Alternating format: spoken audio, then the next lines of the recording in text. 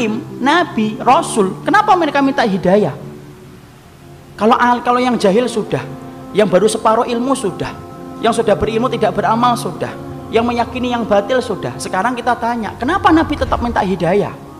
Kalau 4 tadi menceritakan tentang diri kita, tapi kalau kemudian yang kelima, kenapa Nabi dan orang-orang soleh yang mengikuti jalan para Nabi, yaitu para sahabat, para tabi'in, dan kita yang berusaha untuk mengikuti mereka, ridwanullah alaihim, kenapa kita masih tetap minta hidayah?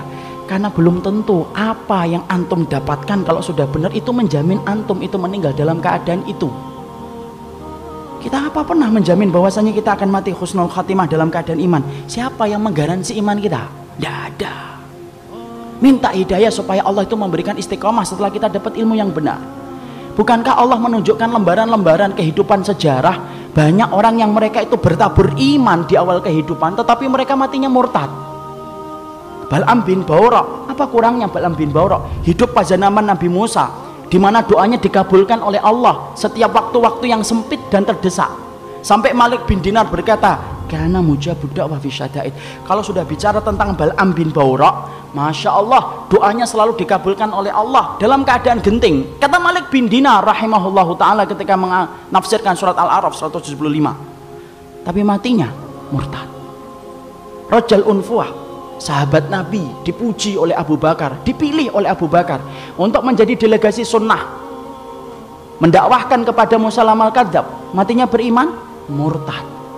Ubaidillah bin Jahsy yang pernah menyelamatkan kehidupan agamanya sampai ke Habasyah, ketika Nabi masih di Mekah, ikut di dalam hijrah yang pertama, hijrah yang kedua ke Habasyah, beriman? Tidak, murtad di Habasyah. Kecintaannya minum khamr menjadikan dia murtad. Seorang muadzin yang diceritakan oleh Imam Qurtubi, murtad ketika kemudian tergiur dengan pesona seorang wanita yang dia lihat ketika adzan di tempat yang tinggi. Orang dulu ketika adzan naik ke tempat yang tinggi, melihat seorang wanita begitu cantik turun, ini gentle dia ini, turun, dia katakan dia cinta sama wanita itu. Wanita itu berkata, tidak bisa kamu ini, nerima kamu, karena kami Nasrani dan kamu Muslim. Loh, dengan apa saya bisa diterima? Berpindah kepada Nasara. Pindah, ikhwan. Murtad, meninggalnya di hari dia meninggal dunia, akan mencampuri istrinya, naik ke atap, kemudian jatuh. Belum sempat mencampuri wanita yang menjadikan dia murtad. Siapa yang menjamin? Ini yang kemudian kita khawatirkan. Minta terus hidayah. Kenapa kita minta hidayah walaupun kita itu sudah memelihara jenggot, sudah kemudian ngaji, istri kita sudah kemudian berhijab yang syar'i, kegiatan kita sering datang ke kajian ilmu, bertemunya kita dengan orang yang solih, terus kita menjaga hangatnya iman. Tapi kenapa kita tetap minta hidayah walaupun ikhtiar sudah kita lakukan? Karena tidak ada yang menjamin antum akan masuk surga kecuali Allah. Ya, makanya sampai dikatakan oleh Rasulullah, ada di antara kalian, fa inna ahadakum la ya'malu bi amali ahlil jannah hatta yakuna bainahu wa bainaha illa dhira'un fayasbiqu alaihi alkitab fayamalu bi amali ahli nari hatta yadkhuluha. Makanya sampai Nabi beliau bersabda, ada di antara kalian yang melakukan amalan surga sampai antara dia dengan surga tinggal sejengkal, tinggal sejengkal ikhwan. Satu amalan tak langsung masuk surga itu harusnya, tapi ternyata catatan takdir mendahului apa yang dia lakukan. Lalu kemudian di akhir kehidupannya melakukan amalan penduduk neraka hatta yadkhuluha, sampai dia masuk ke neraka itu. Ada pula yang sebaliknya, fa inna ahadakum la ya'malu bi amali ahlin nar hatta yakuna bainahu wa bainaha illa dhira'un fayasbiqu alaihi alkitab fayamalu bi amali ahlil jannah hatta yadkhuluha. Nabi kemudian berkata sebaliknya, ada pula di antara kalian yang melakukan amalan penduduk neraka terus sampai antara dia dengan neraka tinggal sejengkal tak, kata Nabi. Tetapi catatan takdir mendahului apa yang dia lakukan. Dia melakukan amalan penduduk surga sebelum meninggal dunia, lalu kemudian Allah masukkan ia ke dalam surga. Antum tahu Usairim bin Abdul Ashhal?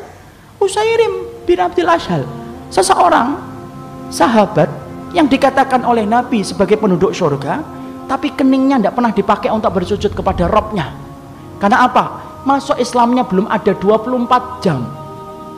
Ketika dia masuk Islam mengucapkan syahadat, dia bertanya, sholat? Belum waktunya sholat. Apa yang saya lakukan? Ayo berjuang bersama Rasulullah. Berjuang bersama Rasulullah SAW dan para sahabat. Ketika kemudian dalam peperangan tersebut Allah takdirkan dia meninggal dunia. Ketika meninggal dunia, Maka rame para sahabat membicarakan tentang Usair bin Abdul Ashhal, sampai Abu Hurairah berkata, inilah penduduk surga yang belum pernah menempelkan keningnya untuk mencium bumi bersujud kepada Allah. Itulah Usair bin Abdul Ashhal. Siapa yang jamin, ikhwan? Jangan sombong kalau kita hari ini sudah ngikut ngitibak. Jangan sombong ketika kita hari ini sudah ngaji. Belum tentu itu akan menjadi jaminan bahwasanya itu menjadi keimanan kita ketika meninggal dunia. Jangan magrur. Apa itu magrur? Tertipu dengan amalan kita, merasa bahwasanya amalan kita itu akan pasti menjadikan kita masuk surga. Siapa yang jamin? Minta hidayah kepada Allah supaya kemudian kita diberikan oleh Allah. Kalau antum betul-betul orang yang solih, supaya hidayah yang antum minta menjadikan antum diberikan istiqomah sampai antum meninggal dunia. Itu yang kita minta kepada Allah. Inilah pentingnya hidayah. Makanya di dalam kehidupan kita sampai Allah terangkan doa yang pertama bukan doa meminta ampunan. Doa yang pertama bukan meminta surga. Doa yang pertama di dalam Al-Quran bukan meminta perlindungan dari neraka. Tapi doa yang pertama, ikhwan, antum sebagai hambanya Allah diajarin oleh Allah. Kita diajarin oleh Allah minta hidayah. Karena kalau antum sudah dapat hidayah, antum diampuni oleh Allah. Kalau antum sudah dapat hidayah, antum dimasukkan surga oleh Allah. Kalau antum minta hidayah, antum akan dijaga dari api neraka, dan itu didahului dengan hidayah.